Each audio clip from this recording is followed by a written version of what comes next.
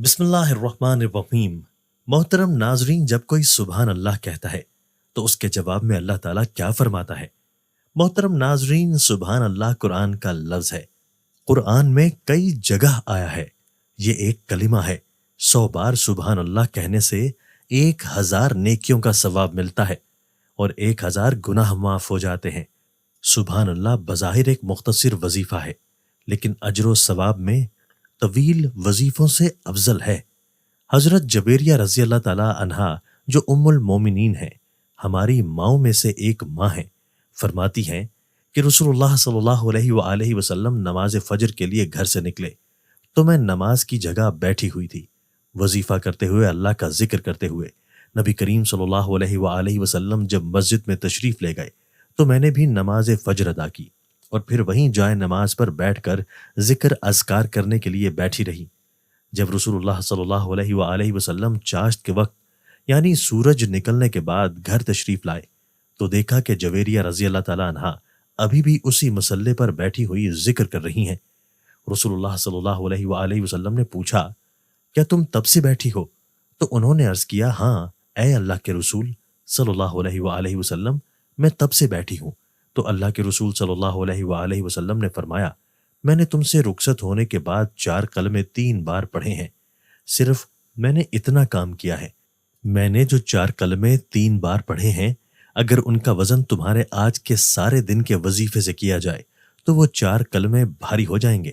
اگر تم دن بھر بھی یہ وظیفہ کرتی رہو جو تم کر رہی ہو تو بھی میرے قلموں کے مقابلے میں نہیں پہنچ سکتی۔ تو حضرت جبیریہ رضی اللہ تعالی عنہ نے پوچھا کہ آپ صلی اللہ علیہ وآلہ وسلم نے کیا کلمے پڑھے ہیں؟ آپ صلی اللہ علیہ وآلہ وسلم نے فرمایا، وہ کلمے یہ ہیں، مندرجہ بالا یہ 4 کلمات آپ نے 3 بار کہے جو کہ دن بھر کے وظیفے سے زیادہ افضل ہے۔ ان 4 کلموں کو 3 بار پڑھنا صبح و فجر کے بعد دن بھر کے وظیفے کے برابر ہے۔ نبی کریم صلی اللہ علیہ وآلہ وسلم نے ارشاد فرمایا، اے ام رافع، جب نماز کے لیے کھڑی ہو تو 10 مرتبہ سبحان اللہ کہہ اور 10 مرتبہ لا الہ الا اللہ کہے اور 10 مرتبہ استغفر اللہ کہے۔ سبحان اللہ کے جواب میں اللہ تعالیٰ فرماتے ہیں، یہ میرے لیے ہے، اور جب تو نے لا الہ الا اللہ کہا تو اللہ تعالیٰ نے ارشاد فرمایا، یہ بھی میرے لیے ہے، اور جب تم نے استغفر اللہ کہا تو اللہ جل شانہ ارشاد فرماتے ہیں کہ میں نے تمہاری مغفرت کر دی۔ عرض کیا گیا، اے اللہ کے رسول صلی اللہ علیہ وآلہ وسلم، مجھے چند کلمات بتائیے جن کو میں پڑھوں مگر زیادہ نہ ہو۔ آپ صلی اللہ علیہ وآلہ وسلم نے ارشاد فرمایا، 10 مرتبہ اللہ اکبر کہا کرو۔ اللہ تعالیٰ فرماتے ہیں، یہ میرے لیے ہے۔ 10 مرتبہ سبحان اللہ کہو، اللہ فرماتے ہیں کہ یہ میرے لیے ہے، اور کہو اللہم اغفر لی، اے اللہ میری مغفرت فرما دے، تو اللہ تعالیٰ فرماتے ہیں کہ میں نے مغفرت کر دی۔ تم اس کو 10 مرتبہ کہو، اللہ تعالیٰ ہر مرتبہ فرماتا ہے میں نے مغفرت کر دی۔ نبی کریم صلی اللہ علیہ وآلہ وسلم نے ارشاد فرمایا، سبحان اللہ والحمد للہ ولا الہ الا اللہ واللہ اکبر ولا حول ولا قوت الا باللہ کہا کرو۔ یہ باقی رہنے والی نیکیاں ہیں، اور یہ کلمات گناہوں کو اس طرح مٹاتے ہیں جس طرح درخت سے پتے جھڑتے ہیں، اور یہ کلمات جنت کے خزانوں میں سے ہیں۔ نبی کریم صلی اللہ علیہ وآلہ وسلم نے فرمایا، جو شخص ہر نماز کے بعد سبحان اللہ 33 مرتبہ، الحمدللہ 33 مرتبہ اور اللہ اکبر 33 مرتبہ پڑھے تو یہ 99 ہو گئے۔ پھر 100 کے عدد کو پورا کرنے کے لیے لا الہ الا اللہ وحدہ لا شریک لہ لہ الملک ولہ الحمد وعلی کل شیء قدیر کہے تو اس کے گناہوں کی مغفرت کر دی جائے گی، خواہ اس کے گناہ سمندر کی جھاگ کے برابر ہوں۔ رسول اللہ صلی اللہ علیہ وآلہ وسلم نے ارشاد فرمایا، 2 خصلتیں ایسی ہیں کہ جو ان پر عمل کر لے وہ جنت میں داخل ہوا، اور وہ دونوں بہت آسان ہیں لیکن ان پر عمل کرنے والے بہت کم ہیں۔ تم میں سے کوئی آدمی ہر نماز کے بعد 10 مرتبہ سبحان اللہ کہے اور 10 مرتبہ الحمدللہ کہے اور 10 مرتبہ اللہ اکبر کہے، یہ پڑھنے میں 30 ہوئے، لیکن اعمال کے ترازو میں 1500 ہوں گے۔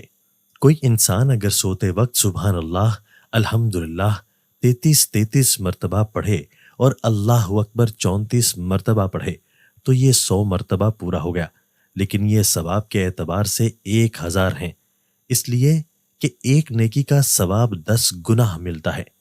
حضرت عبداللہ بن عمر رضی اللہ تعالیٰ عنہ کہتے ہیں کہ میں نے نبی کریم صلی اللہ علیہ وآلہ وسلم کو دیکھا کہ ان تسبیحات کو اپنی انگلیوں پر شمار فرماتے تھے۔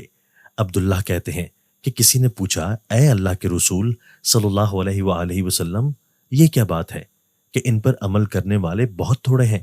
تو نبی کریم صلی اللہ علیہ وآلہ وسلم نے فرمایا کہ نماز کے بعد شیطان آتا ہے اور کہتا ہے فلاں ضرورت ہے، فلاں کام ہے، اور جب سونے کا وقت ہوتا ہے تو وہ ادھر ادھر کی ضروریات کو یاد دلاتا ہے جس سے پڑھنا رہ جاتا ہے۔ نبی کریم صلی اللہ علیہ وآلہ وسلم نے ارشاد فرمایا، جو شخص نماز کے بعد سبحان اللہ العظیم وبحمدہ ولا حول ولا قوت الا باللہ کہے، وہ شخص اس حال میں کھڑا ہوگا کہ اس کی مغفرت ہو چکی ہوگی۔